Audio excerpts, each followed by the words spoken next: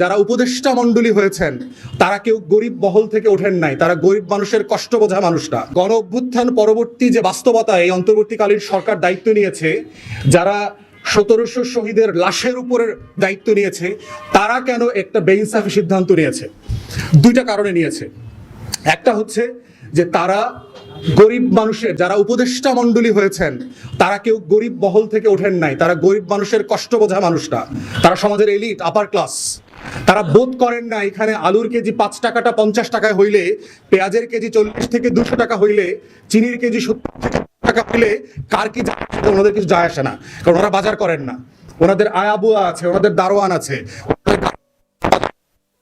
প্রথম কারণ হচ্ছে যে ওনারা বোঝেন না যে ওনাদের সিদ্ধান্তগুলো দেশের কোটি কোটি মানুষ, দেশের 70-80% গরিব মানুষকে কিভাবে এফেক্ট করবে।